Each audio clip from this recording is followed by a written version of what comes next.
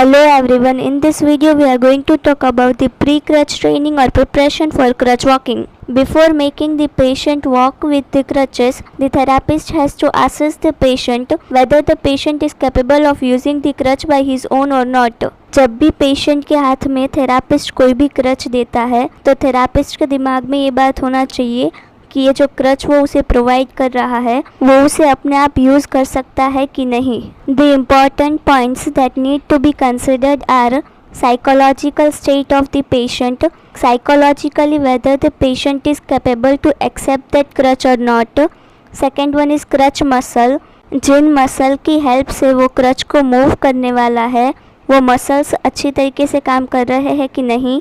And balancing, patient का balance कितना है अपने आप पे, अपनी बॉडी पे और क्रच पे. First one, psychological state. The mental acceptance is very important factor to make the patient practice the crutch walking.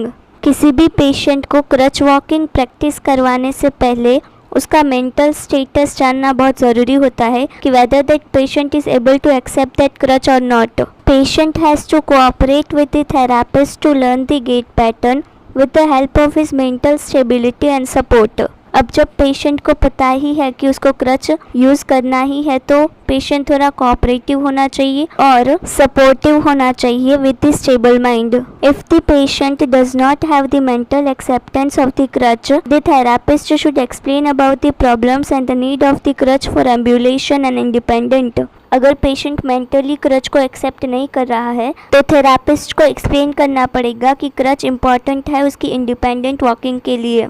Mainly the therapist has to gain the confidence of the patient to make him practice the crutch walking. Crutch walking करवाने के लिए सबसे पहले therapist को patient का confidence जो है वो गेन करना पड़ेगा.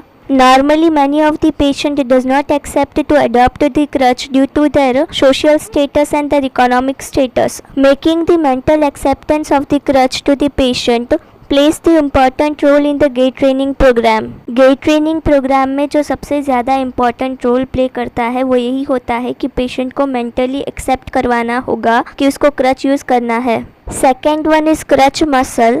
To walk with the crutches, the patient needs the good strength और power in some group of the muscle. Crutch का यूज़ करने के लिए कुछ पर्टिकुलर ग्रुप ऑफ मसल में स्ट्रेंथ और पावर होना बहुत ज़रूरी होता है. Therapist should assess the crutch muscle whether it has the normal power or not.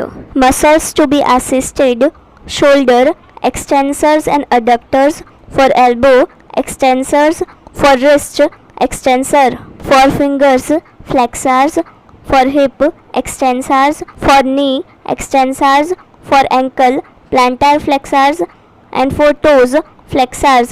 This particular group of muscles should have the proper strength and power. If muscle power is less, it should be strengthened. Third one is balancing.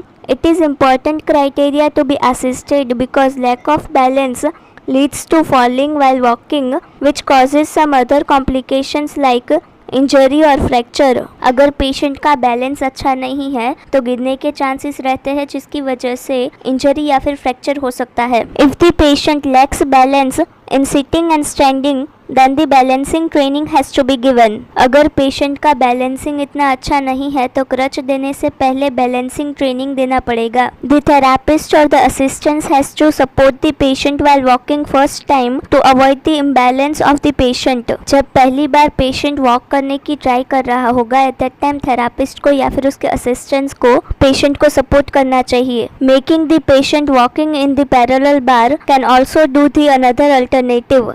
अगर patient creche के साथ comfortable नहीं है parallel बार की help से आप उसको assist कर सकते हैं. Gait pattern.